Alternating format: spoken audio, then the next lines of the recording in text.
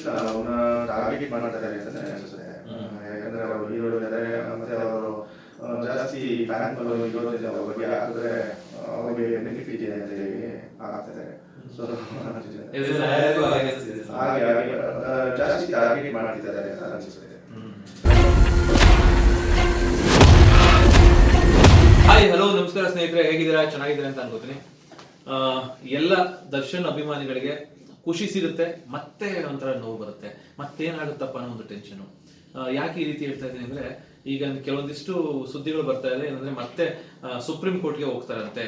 ಅಂದ್ರೆ police department ಮತ್ತೆ ಸರ್ಕಾರ ಸುಪ್ರೀಂ ಕೋರ್ಟ್ಗೆ ಅಪೀಲ್ ಮಾಡ್ತಾರಂತೆ. ಈಗ ಏನ್ ದರ್ಶನ್ ಅವ್ರಿಗೆ ಪರ್ಮನೆಂಟ್ ಬೇಲ್ ಸಿಕ್ಕಿದೆಯೋ, ಅಂದ್ರೆ ರೆಗ್ಯುಲರ್ ಬೇಲ್ ಸಿಕ್ಕಿದೆಯೋ, ಅದಕ್ಕೆ ಅಪೀಲ್ ಮಾಡ್ತಾರಂತೆ. ಯಾಕೆ ಅಪೀಲ್ ಮಾಡಬೇಕು, ಏನೆಲ್ಲ ಆಗುತ್ತೆ ಅಪೀಲ್ ಮಾಡಿದ್ರೆ? ಸೊ ಪ್ರತಿಯೊಂದು ಖುದ್ದು ನಾವು ಮಾತಾಡೋದಕ್ಕಿಂತ ಹೆಚ್ಚಾಗಿ ನಮ್ಮ ಲಾಯರ್ ಕಾರ್ತಿಕ್ ಅವರು ಇದ್ದಾರೆ, ಅವ್ರ ಜೊತೆ ಮಾತಾಡೋಣ. ಸೊ ಬನ್ನಿ ಸರ್. ನಮಸ್ತೆ. ನಮಸ್ತೆ. ನಿಮ್ಗೆ ಗೊತ್ತು, ತುಂಬಾ ಡಿಸ್ಕಸ್ ಮಾಡಿದ್ವಿ ದರ್ಶನ್ ಅವ್ರ ವಿಚಾರದಲ್ಲಿ. ಈಗ ನಿಮ್ಗೆ ಗೊತ್ತು, ರೆಗ್ಯುಲರ್ ಬೇಲ್ ಸಿಕ್ತು, ಎಲ್ಲ ಆಯ್ತು. ಅದಾದ್ಮೇಲೆ ಇವಾಗ ಸ್ವಲ್ಪ ಆತಂಕ ಅಭಿಮಾನಿಗಳಿಗೆ, ಎಸ್ಪೆಷಲಿ ದರ್ಶನ್ ಅಭಿಮಾನಿಗಳಿಗೆ. ಈಗ ರೆಗ್ಯುಲರ್ ಬೇಲ್ ನ ಕ್ಯಾನ್ಸಲ್ ಮಾಡ್ಬೇಕು ಅಂತ ಅಪೀಲ್ ಮಾಡ್ತಾ ಇದ್ದಾರೆ ಅಂತ. ಸೊ ಯಾವ ಅಡಿಯಲ್ಲಿ ಅಪೀಲ್ ಮಾಡ್ಬೋದು, ಏನಾಗುತ್ತೆ ಅಪೀಲ್ ಮಾಡಿದ್ರೆ, ಏನಾಗಬಹುದು? ಯೂಶಲಿ ಅಪೀಲ್ ಮಾಡೋ ಪ್ರಾವಿಷನ್ ಇದೆ. ಬೇಲ್ ಕ್ಯಾನ್ಸಲ್ ಮಾಡಲಿಕ್ಕೆ ಅಪೀಲ್ ಮಾಡುವ ಪ್ರಾವಿಷನ್ ಪೊಲೀಸ್ನವ್ರ ಕಡೆಯಿಂದ ಇದೆ. ಬಟ್ ನನ್ನ ಪ್ರಕಾರ ಅವರು ಅಪೀಲ್ಗೆ ಹೋಗಲ್ಲ ಅನ್ಸುತ್ತೆ 90%. ಇನ್ನೊಂದು 10% ಚಾನ್ಸಸ್ ಇದೆ ಮಾಡೋದಕ್ಕೆ. ಮಾಡಿದ್ರೆ ಏನೂ ಇಲ್ಲ, ಈ ಬೇಲ್ನ ಕ್ಯಾನ್ಸಲ್ ಮಾಡಬೇಕು ಅಂತ ಹೇಳ್ತಾರೆ. ಮತ್ತೆ ಮೆಡಿಕಲ್ ಬೇಲ್ ತಗೊಂಡಿದ್ದು ಫಸ್ಟು, ಅದೊಂದು ಅಂಶ ಆಗುತ್ತೆ. ನಾವು ಮೆಡಿಕಲ್ ಬೇಲ್ ತಗೊಂಡಿದ್ರು, ಅವ್ರು ಆಪರೇಷನ್ ಮಾಡಿಸ್ಕೊಂಡಿಲ್ಲ, ಇನ್ನೂವರೆಗೂ ಆಪರೇಷನ್ ಮಾಡಿಸ್ಕೊಂಡಿಲ್ಲ. ರೆಗ್ಯುಲರ್ ಬೇಲ್ ಸಿಕ್ಕಿದ ತಕ್ಷಣನೇ ಒಂದು 2 ದಿನಕ್ಕೆ ಅವರು ಡಿಸ್ಚಾರ್ಜ್ ಆಗಿದ್ದಾರೆ ಅಂತಲ್ಲ. ಇವೆಲ್ಲ ಅಂಶಗಳನ್ನ ಒಂದು ಮೇನ್ ಗ್ರೌಂಡ್ ಆಗಿ ಇಟ್ಕೊಂಡು ಅವರು ಸುಪ್ರೀಂ ಕೋರ್ಟ್ಗೆ ಹೋಗುವಂತ ಚಾನ್ಸಸ್ ಇರ್ತದೆ. ಆ ಗ್ರೌಂಡ್ ಇಟ್ಕೊಳ್ಬಹುದು ಅಂತ ನಾನು ನಿಮ್ಗೆ ತಿಳಿಸ್ತಾ ಇದ್ದೀನಿ. ಸರ್ ಓಕೆ, ಈಗ ನೀವು ಒಂದು ಇದು ಹೇಳಿದ್ರೆ ಪಾಯಿಂಟ್ಸ್, ಇದೊಂದು ಅವರಿಗೆ ಅಸ್ತ್ರ ಆಗುತ್ತೆ. ಅಂದ್ರೆ ಈಗ ಬೇಗ ಡಿಸ್ಚಾರ್ಜ್ ಮಾಡ್ಕೊಂಡು ಮನೆಗೆ ಬಂದ್ರು ಅಂತ. ಬಟ್ ಈಗ ನಾನು ಲಾಜಿಕಲಿ ಥಿಂಕ್ ಮಾಡಿದಾಗ, ಈಗ ನನಗೇನೋ ಒಂದು ಸಮಸ್ಯೆ ಆಗಿದೆ, ಅದಕ್ಕೆ 2-3 ಪರಿಹಾರಗಳಿರುತ್ತೆ. ಒಂದು ಆಪರೇಷನ್ ಮಾಡ್ಕೋಬಹುದು, ಅಥವಾ ನಾರ್ಮಲ್ ಬೇರೆ ಥೆರಪಿಯಿಂದ ಇದು ಮಾಡ್ಕೋಬಹುದು. ಅಂದ್ರೆ ದರ್ಶನ್ ಅವ್ರಿಗೆ ಆಗಿರ್ತಕ್ಕಂಥ L5 S1 ಅಂತ ಏನು ಸಮಸ್ಯೆ ಇದೆಯೋ, ಸೊ ಅದನ್ನ ಫಿಸಿಯೋಥೆರಪಿಯಿಂದನೂ ಸರಿ ಮಾಡ್ಕೋಬಹುದು. ಸೊ ಆ ತರ ಆಪ್ಷನ್ ಇರುತ್ತಲ್ಲ, ಆ ತರ ವಾದ ಮಾಡಕ್ಕಾಗಲ್ಲ ಇದ್ರು? ಅದು ಡಿಫೆನ್ಸ್ ಸೈಡ್ ಇಂದ ಸುಪ್ರೀಂ ಕೋರ್ಟ್ಗೆ ಅವ್ರೇನಾದ್ರು ಆ ಅಂಶಗಳು ನಾನು ಈ ಮೊದಲು ಏನ್ ಹೇಳಿದೆ ಅದನ್ನ ಇಟ್ಕೊಂಡ್ ಮಾಡಿದ್ರೆ, ಇವ್ರು ಡಿಫೆನ್ಸ್ ಸೈಡ್ ಇಂದ ಇದನ್ನ ಹೇಳ್ಬೋದು ಸುಪ್ರೀಂ ಕೋರ್ಟ್ಗೆ. ಮಾನ್ಯ ಸುಪ್ರೀಂ ಕೋರ್ಟ್ಗೆ ನಮ್ಗೆ ಈ ತರ ಎಲ್ಲ ಅವಕಾಶಗಳಿದೆ. ಸೊ ಫಿಸಿಯೋಥೆರಪಿ ಮಾಡೋದ್ರಿಂದ ಯಾರು ಮೆಡಿಕಲ್ ಎಕ್ಸ್ಪರ್ಟ್ಸ್ ಯಾರಿದ್ದಾರೆ ಅವರು ಈ ತರ ಫಿಸಿಯೋಥೆರಪಿ ಸಜೆಸ್ಟ್ ಮಾಡಿದ್ದಾರೆ. ಅದರಿಂದ ಅವ್ರು ಫಿಸಿಯೋಥೆರಪಿಯಲ್ಲಿ ಅವ್ರು ಆಚೆ ಬರ್ತಾರೆ ಅಂತ ಹೇಳಿ ದಾಖಲೆಗಳನ್ನ ಒದಗಿಸಿದ್ರೆ, ಇಂತಿಷ್ಟು ಟೈಮ್ಗಳಲ್ಲಿ ಫಿಸಿಯೋಥೆರಪಿಸ್ಟ್ ಮನೆಗೆ ಬಂದು ನಮಗೆ ಮಾಡಿಸ್ತಾ ಇದ್ದಾರೆ, ನಮ್ಮ ಹೀರೋಗೆ ಫಿಸಿಯೋಥೆರಪಿ ಮಾಡಿಸ್ತಾ ಇದ್ದಾರೆ ಅಂತ ಎಲ್ಲ ಹೇಳಿ ಅವ್ರು ಬೇಕಾದ್ರೆ ಹೋಗ್ಬೋದು. ಬಟ್ ನನ್ನ ಪ್ರಕಾರ ಅವ್ರು ಸುಪ್ರೀಂ ಕೋರ್ಟ್ಗೆ ಹೋಗಲ್ಲ. ಹೋದ್ರೆ ಯಾವ ಅಂಶಗಳಲ್ಲಿ ಹೋಗ್ಬೋದು ಅಂತ ನಾನು ನಿಮಗೆ ತಿಳಿಸಿದ್ದೀನಿ. ಸೊ ಇವರು ಈ ರೀತಿಯಾಗಿ ಡಿಫೆನ್ಸ್ ತಗೊಬೋದು. ಓಕೆ ಸರ್, ಈಗ ನಿಮಗೆ ಓವರ್ ಆಲ್ ನೋಡಿದಾಗ, ಸೊ ಈ ಕೇಸ್ ಬಗ್ಗೆ ನಿಮ್ಗೆ ಏನ್ ಅನ್ಸುತ್ತೆ? ಅಂದ್ರೆ ಎಲ್ಲೋ ಒಂದ್ ಕಡೆ ಕೆಲವರು ಜನಗಳಿಗೆ ಅರ್ಥ ಆಗ್ತಿದೆ, ಯಾಕೆ ಹೋಗಿ ಆ ಯಪ್ಪನ ಹತ್ರ ಹೋಗ್ತಾರೆ ಅಂದ್ರೆ, ಕಾನೂನು ವಿಚಾರದಲ್ಲಿ ಏನ್ ನಡೆಯುತ್ತೆ. ಬಟ್ ಈ ಸುದ್ದಿಗಳು ನೋಡ್ತೀವಲ್ಲ ಸೋಷಿಯಲ್ ಮೀಡಿಯಾದಲ್ಲಿ, ಕೆಲವರೆಲ್ಲ ಹೀರೋಗಳಾಗ್ತಾರೆ. ಅಂದ್ರೆ ಅವ್ರ ವಿರುದ್ಧ ಮಾತಾಡಿದ್ರೆ ನಾನು ಹೀರೋ ಆಗ್ತೀನಿ ಅಂತ ಅನ್ಕೊಂಡಿದಾರೋ, ಅಥವಾ ಏನೋ ಒಂದು ದರ್ಶನ್ ಹೆಸರು ತಗೊಂಡು ಏನೋ ಒಂದು ಮಾತಾಡ್ಬಿಟ್ಟು ನಾನು ಹೀರೋ ಆಗ್ತೀನಿ ಅಂತ ಅನ್ಕೊಂಡ್ರೋ ಗೊತ್ತಿಲ್ಲ. But over all social media ನೋಡಿದಾಗ, ಅಥವಾ ಕೆಲವು ಮಾಧ್ಯಮಗಳನ್ನ ನೋಡಿದಾಗ, ಸೊ ನಿಮ್ಗೆ ಏನ್ ಅನ್ಸುತ್ತೆ, ಒಬ್ಬ ಸಾಮಾನ್ಯ ವ್ಯಕ್ತಿಯಾಗಿ ಅಥವಾ ಆಸ್ ಎ ಅಡ್ವೊಕೇಟ್ ಆಗಿ? ಇಲ್ಲ, ಅವ್ರನ್ನ ಟಾರ್ಗೆಟ್ ಮಾಡ್ತಾರೆ ಅಂತಾನೆ ಅನ್ಸುತ್ತೆ. ಯಾಕಂದ್ರೆ ಅವರು ಹೀರೋ ಇದ್ದಾರೆ, ಮತ್ತೆ ಅವರು ಜಾಸ್ತಿ ಫ್ಯಾನ್ ಫಾಲೋವಿಂಗ್ ಇರೋದ್ರಿಂದ ಅವ್ರ ಬಗ್ಗೆ ಹಾಕಿದ್ರೆ ಅವ್ರಿಗೆ ಬೆನಿಫಿಟ್ ಇದೆ ಅಂತ ಹೇಳಿ ಹಾಕ್ತಾರೆ. ಸೊ ಅದರಿಂದ ಹಾಗೆ ಹಾಗೆ ಜಾಸ್ತಿ ಟಾರ್ಗೆಟ್ ಮಾಡ್ತಿದ್ದಾರೆ ಅಂತ ಅನ್ಸುತ್ತೆ. ಕ್ರೈಮ್ ಆಫೀಸಿ ನಮಗೆ ನೋಡಿದ ತಕ್ಷಣ ಟಾರ್ಗೆಟ್ ಮಾಡ್ತಿರೋದು ಕ್ಲಿಯರ್ ಆಗಿ ನಮಗೆ ಗೊತ್ತಾಗುತ್ತೆ. ಯಾಕಂದ್ರೆ ಒಂದು ಕೇಸ್ ಆಗಿದೆ, ಕೇಸ್ ಅದು ಕೋರ್ಟ್ ಅಲ್ಲಿ ಇರೋದ್ರಿಂದ ಅದ್ರ ಬಗ್ಗೆ ಜಾಸ್ತಿ ಡಿಸ್ಕಷನ್ ಯಾರು ಮಾಡಬಾರ್ದು. ಬಟ್ ಇಲ್ಲಿ ಏನಾಗಿದೆ, Day 1 ಇಂದ ಮೀಡಿಯಾ ಟ್ರಯಲ್ ನಡೀತಾ ಇದೆ ದರ್ಶನ್ ಸರ್ ಕೇಸಲ್ಲಿ. Day 1 ಇಂದ ಮೀಡಿಯಾ ಟ್ರಯಲ್ ಮಾಡ್ತಾ ಇದ್ದಾರೆ. ಅವರೇ ಪೊಲೀಸ್ನವ್ರನ್ನ ಕೂಡಿಸ್ಕೊಂಡು, ಅವರೇ ಲಾಯರ್ಗಳನ್ನ ಕೂಡಿಸ್ಕೊಂಡು ಮೀಡಿಯಾ ಟ್ರಯಲ್ ಮಾಡ್ತಾ ಇದ್ದಾರೆ. ಸೊ ಆದ್ರಿಂದ ಅವ್ರನ್ನ ಒಂದು ಫೋಕಸ್ ಮಾಡಿ ಒಂದು ಕಾರ್ನರ್ ಮಾಡ್ತಾ ಇದ್ದಾರೆ ಅಂತ ನನ್ನ ಪ್ರಕಾರ ನನಗೆ ಅನ್ಸುತ್ತೆ. ಸೊ ಯಾಕೆ ನಾನು ಈ ಪ್ರಶ್ನೆ ಕೇಳಿದೆ ಅಂದ್ರೆ, ಈಗ ನಾವು ಕಾನೂನು ಏನ್ ನಡೆಯುತ್ತೋ, ಟ್ರಯಲ್ಸ್ ಏನ್ ನಡೆಯುತ್ತೋ ಅದನ್ನ ಡಿಸ್ಕಸ್ ಮಾಡೋದಕ್ಕಿಂತ ಹೆಚ್ಚಾಗಿ ನಾನು ಜನರಲ್ ಆಗಿ ಹೇಳಿದ್ದು ಅಷ್ಟೇ. ಯಾಕೆಂದ್ರೆ ದರ್ಶನ್ ಅವರೊಬ್ರು ಸೂಪರ್ ಸ್ಟಾರು, ಕರ್ನಾಟಕದಲ್ಲಿ ತುಂಬಾ ಫ್ಯಾನ್ಸ್ ಫಾಲೋವರ್ ಇದೆ. ಇದನ್ನೆಲ್ಲ ನೋಡಿದಾಗ ಅವ್ರನ್ನ ಏನೋ ಒಂದ್ ಕಡೆ ಮೂಲೆ ಗುಂಪು ಮಾಡ್ಬೇಕು ಅಂತ ಕೆಲವೊಂದಿಷ್ಟು ವರ್ಗದವರು ಹೊಂಚಾಗ್ತಾ ಇರೋ ತರ ಕೆಲವರು ಹೇಳ್ತಾರೆ. ಅಂದ್ರೆ ಕೆಲವೊಂದು ಕಮೆಂಟ್ಸ್ ನೋಡಿದಾಗ ಅದೇನೋ ಒಂದು ಕಮೆಂಟ್ಸ್ ನೋಡ್ತಾ ಇದ್ದೆ, ನಾಳೆ ದಿನ ಪಾಕಿಸ್ತಾನದವ್ರು ಏನಾದ್ರು ಯುದ್ಧಕ್ಕೆ ಬಂದ್ರೆ ಅದಕ್ಕೂ ದರ್ಶನೇ ಕಾರಣ ಅಂತ ನಾಳೆ ದಿನ ಅಂದ್ಬಿಡ್ತಾರೆ. ಅಂದ್ರೆ ಫ್ಯಾನ್ಸ್ ಅಷ್ಟು ಬೇಸರವನ್ನು ವ್ಯಕ್ತಪಡಿಸ್ತಾರೆ.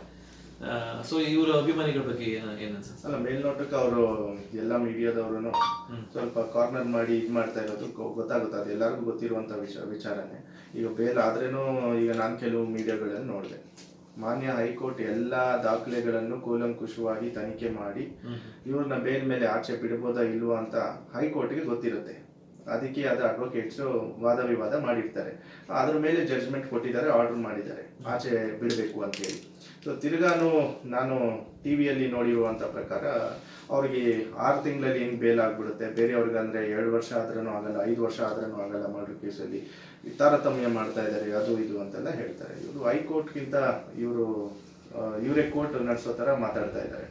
ಬಟ್ ಆ ಕೇಸ್ಗಳಲ್ಲಿ ಅವರು ನೋಡಿ ವಾದ ವಿವಾದ ನೋಡಿ ಕರೆಕ್ಟ್ ಆಗಿ ಮಾನ್ಯ ಹೈಕೋರ್ಟ್ ಜಡ್ಜ್ ಕೊಟ್ಟಿರ್ತಾರೆ. ಏನೊಂದು ಡಿಸಿಷನ್ ಕೊಡ್ಬೇಕಂದ್ರೆ ಅದು ಯಾರೇ ಆಗಿರ್ಲಿ, ಅದು ದರ್ಶನ್ ಅಂತ ಕೊಟ್ಟಿರಲ್ಲ.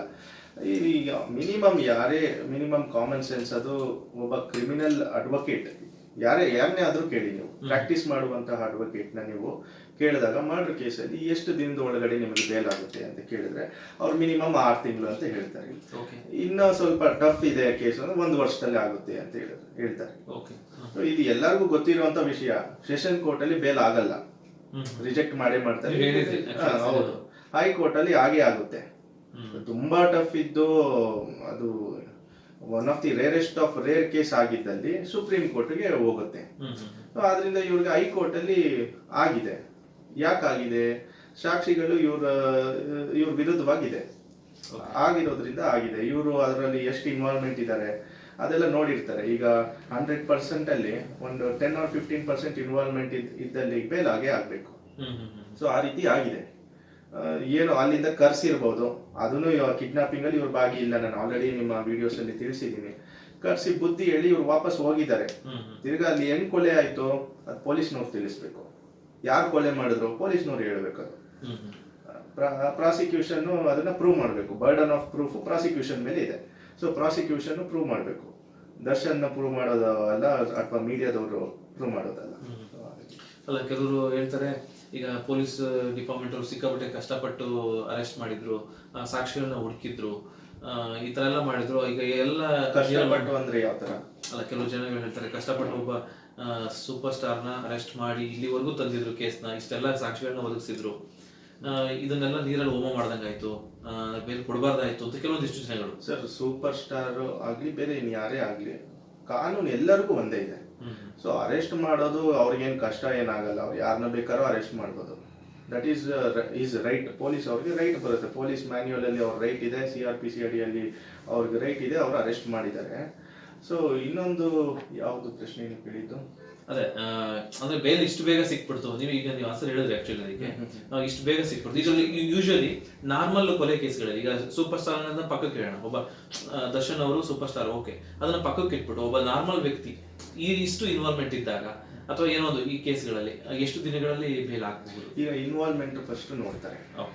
ಒಂದು ಕೊಲೆ ಕೇಸಲ್ಲಿ ಎಷ್ಟು ಇನ್ವಾಲ್ವ್ಮೆಂಟ್ ಇದೆ, ಇವ್ರು ಹೊಡೆದಿದಾರ ಇಲ್ವೋ, ಇವ್ರ ಪಾತ್ರ ಎಷ್ಟಿದೆ ಅಂತ ನಾವು ಕೂಲಂಕುಷವಾಗಿ ದಾಖಲೆಗಳು ಏನು ಪೊಲೀಸ್ನವ್ರು ಒದಗಿಸಿರ್ತಾರೆ, ಅದು FIR ಆಗಿರ್ಲಿ, ಕಂಪ್ಲೇಂಟ್ ಆಗಿರ್ಲಿ, ರಿಮ್ಯಾಂಡ್ ಅಪ್ಲಿಕೇಶನ್ ಆಗಿರ್ಲಿ, ಚಾರ್ಜ್ ಶೀಟ್ ಆಗಿರ್ಲಿ, ಇವೆಲ್ಲದರಲ್ಲೂ ಅವರ ಒಂದು ಪಾತ್ರ ಕಮ್ಮಿ ಇದ್ದಲ್ಲಿ ನಾವು ಅದನ್ನು ಮಾನ್ಯ ನ್ಯಾಯಾಲಯಕ್ಕೆ ಅದನ್ನ ಕೂಲಂಕುಷವಾಗಿ ವಾದವನ್ನು ಮಾಡಿ ತಿಳಿಸಿದಾಗ ಬೇಲ್ ಆಗೋದು ಅದು ಹಾಗೆ ಆಗುತ್ತೆ.